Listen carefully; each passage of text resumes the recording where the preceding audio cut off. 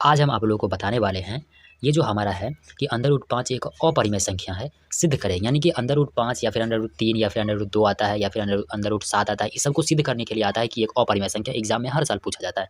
तो आप लोग इस क्वेश्चन को ध्यान से देख लीजिए और अच्छे से सीख लीजिए, ठीक है ना, ताकि जब एग्जाम में आए तो आप लोग से क्वेश्चन छूटे ना, ठीक है। तो चलिए आज हम इसको सिद्ध करना शुरू कर दें। अंडर रूट 5 एक क्या है, अपरिमेय संख्या, ये हमको क्या करना है, सिद्ध करना है, ठीक है। तो देखिए क्या करना है, सबसे पहले जो दिया रहेगा ना, अपरिमेय सिद्ध करने बोल रहे हैं तो इसका उल्टा मान लीजिए, इसके विपरीत मान लीजिए, ठीक है ना। तो हम मान लेते हैं विपरीत, क्या मानते हैं, मान लेते हैं कि माना अंडर रूट 5 एक क्या है, अंडर रूट 5 एक परिमेय संख्या है। क्या है, परिमेय संख्या है। इसको हम क्या कर लिए, मान लिए, ठीक है ना। तो एक बात बताइए आप लोग कि जो परिमेय संख्या होता है उसको हम पी बटा क्यू के रूप में लिख सकते हैं। तो बिल्कुल, अंडर रूट 5 एक परिमेय संख्या मान लिए है, इसका मतलब है, इसलिए हम लिख सकते हैं क्या, कि अंडर रूट 5 बराबर हम लिख सकते हैं पी बटा क्यू, लिख सकते हैं बिल्कुल। और यहाँ पे हमारा पी क्या है, तो पी हमारा मान लीजिएगा, ठीक है ना। यहाँ पे लिख देंगे जहाँ पी तथा क्यू, जहाँ पी तथा क्यू सह अभाज्य संख्या है, ये लिख लीजिएगा, ठीक है, सह अभाज्य संख्या है।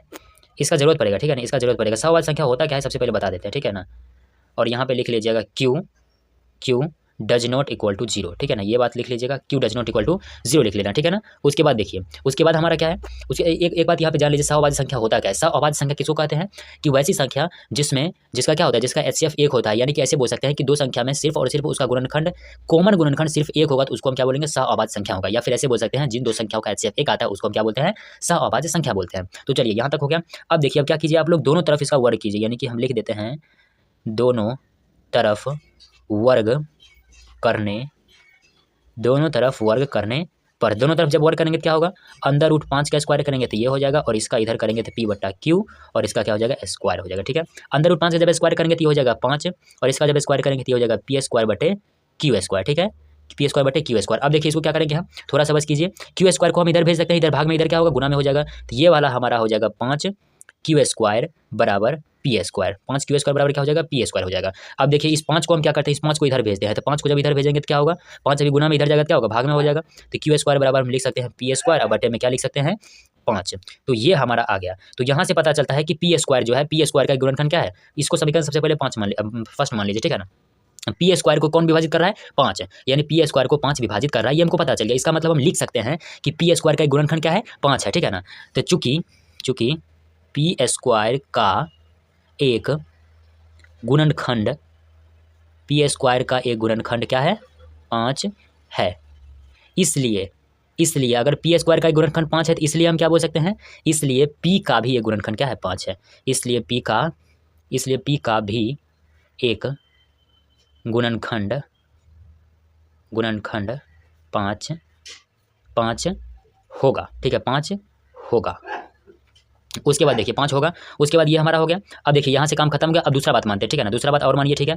माना, यहाँ से हम मान लेते हैं, थोड़ा सा मान लेते हैं, माना पी बराबर, पहला तो हो गया, यानी कि पी स्क्वायर का गुणनखंड हम 5 निकाल दिए, यानी कि पी का भी एक गुणनखंड क्या निकाल दिए, 5 निकाल दिए। हम ये बता रहे, देखिए कैसे करते हैं, माना पी बराबर 5 एम मान लेते हैं, माना पी बराबर 5 एम, जहाँ एम क्या है, जहाँ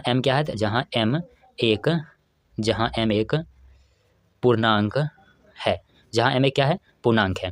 अब देखिए यहाँ पे हम पी बराबर क्या मान लिए, 5 एम मान लिए। तो अब देखिए समीकरण फर्स्ट में आप रखिए, ठीक है ना। समीकरण फर्स्ट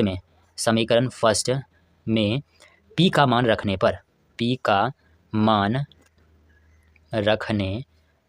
समीकरण फर्स्ट में पी का मान अब रखते हैं, देखिएगा आप लोग, ठीक है ना। समीकरण फर्स्ट में क्या रख रहे हैं, पी का मान रख रहे हैं। तो देखिएगा, देखिए यहाँ पे समीकरण फर्स्ट हमारा ये है, तो इसमें हम पी का मान रखते हैं। तो यानी कि यहाँ पे हम लिख सकते हैं क्यू स्क्वायर बराबर, क्या लिख सकते हैं, क्यू स्क्वायर बराबर लिख सकते हैं आराम से। क्यू स्क्वायर बराबर क्या लिख सकते हैं, सिंपल सी बात है, क्यू स्क्वायर बराबर लिख सकते हैं, पी की जगह पे क्या रखना है हमको, 5 एम। तो पी की जगह पे हम 5 एम रख देते हैं, और वो पी का स्क्वायर था तो इसका भी स्क्वायर कर देते हैं, बट्टे में क्या आ जाएगा, यहाँ पे 5 है तो 5 लिखते हैं, ठीक है। जब 5 एम का आप लोग स्क्वायर करेंगे तो क्या होगा, देखिएगा, ठीक है ना। थोड़ा सा इसको हम ऊपर कर लेते हैं ताकि हमको जगह मिल जाए अच्छे से बनाने के लिए, ठीक है। देखिए अब क्या करना है, अब कुछ भी नहीं करना है, अब सिंपल सा बात है, यहाँ पे हमारा क्यू स्क्वायर रहेगा अपना, 5 एम का स्क्वायर करेंगे तो क्या होगा, 25 एम स्क्वायर, बट्टे में क्या आ जाएगा, 5 आ जाएगा, 5 से ही कट जाएगा 25, तो 5 बार में कट जाएगा। तो क्या होगा यहाँ पे बताइए, यहाँ पे हमारा आ जाएगा क्यू स्क्वायर बराबर आ जाएगा 5 एम स्क्वायर, क्या आ जाएगा, क्यू स्क्वायर बराबर 5 एम स्क्वायर। तो अब बताइए यहाँ से क्या हो जाएगा, हमारा 5 को इधर भेज लीजिए, तो यहाँ पे हम लिख सकते हैं 5 इधर गुना में इधर जाएगा तो भाग में हो जाएगा, क्यू स्क्वायर बटे 5 हो जाएगा, यानी एम स्क्वायर बराबर लिख सकते हैं क्यू स्क्वायर बटे 5। इसको भी आप लोग डिब्बा में बंद कर लीजिए। अब देखिए थोड़ा सा, यहाँ पे समीकरण फर्स्ट माने थे, यानी कि पी स्क्वायर का भी एक गुणनखंड क्या आ चुका है, 5 आ चुका है, यानी हम इसमें लिख लेते हैं, चूंकि क्यू स्क्वायर का भी आ गया, क्यू स्क्वायर का एक गुणनखंड क्या है, एक गुणनखंड 5 है, 5 है। इसलिए Q का भी, इसलिए Q का भी एक गुणनखंड 5 है। इतना हम लिख सकते हैं, ठीक है लिख सकते हैं। देखिएगा आप, अब देखिए यहाँ पे हम क्या लिखे थे, P का भी एक गुणनखंड 5 है और Q का भी एक गुणनखंड 5 है, लेकिन हम पीछे माने क्या थे, पीछे माने थे कि P तथा Q एक सहअभाज्य संख्या, मतलब कि उसका गुणनखंड, कॉमन गुणनखंड सिर्फ और सिर्फ एक है, ठीक है ना। लेकिन हम क्या यहाँ पे सिद्ध कर रहे हैं कि P का भी एक गुणनखंड 5 है और Q का भी एक गुणनखंड 5 है, यानी कि इसका कॉमन गुणनखंड क्या है, 5 है, और हम माने थे कि सिर्फ और सिर्फ एक है, तो यह हमारा मानना गलत हो गया।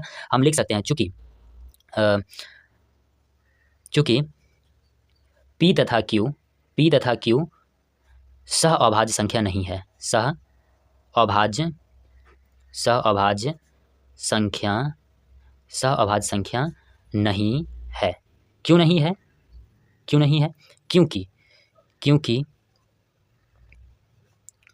P तथा Q का एक के अलावा हम क्या माने थे कि उसका गुणनखंड सिर्फ और सिर्फ क्या है, एक है। एक के अलावा एक और गुणनखंड, एक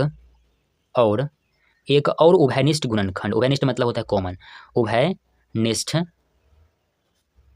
गुणनखंड, एक और उभयनिष्ठ गुणनखंड क्या है, 5 है, ठीक है ना। हम माने थे कि इसका उभयनिष्ठ गुणनखंड केवल एक है, लेकिन यहाँ पे हमको क्या सिद्ध हो गया कि ये जो है इसका उभयनिष्ठ गुणनखंड क्या है, 5 भी है, ठीक है ना। तो हम क्या हो गए, हम गलत हो गए, यानी हम लिख सकते हैं अतः हमारा मानना गलत है, अतः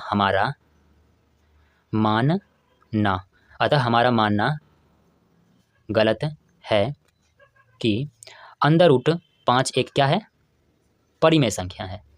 अंडर रूट 5 एक क्या है, परिमेय संख्या है। ये चीज़ हम माने थे, ये हमारा मानना क्या हो गया, गलत हो गया। अगर हमारा मानना अगर गलत हो गया कि परिमेय संख्या तो है क्या ये, तो ये हमारा क्या है, ये हमारा जो क्या है, अर्थात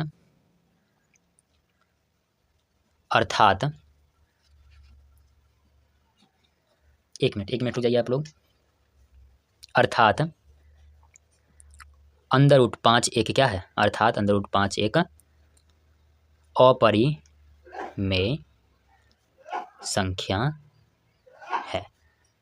आप लोग को अच्छे से समझ में आ गया होगा, ठीक है ना। इस तरह से आप लोग अगर बना दिए ना एग्जाम में, तो एग्जामिनर जो है ना आराम से नंबर देगा। जितना भी नंबर का अगर 5 नंबर में क्वेश्चन पूछेगा ना, तो 5 नंबर देगा ही देगा, ठीक है। लेकिन मेरे हिसाब से 2 नंबर में पूछता है, ठीक है ना। तो 2 नंबर पूछता है तो एकदम 2 नंबर देगा, एक आधा नंबर भी नहीं काटेगा अगर आप लोग इस तरीके से बना दिए, ठीक है ना।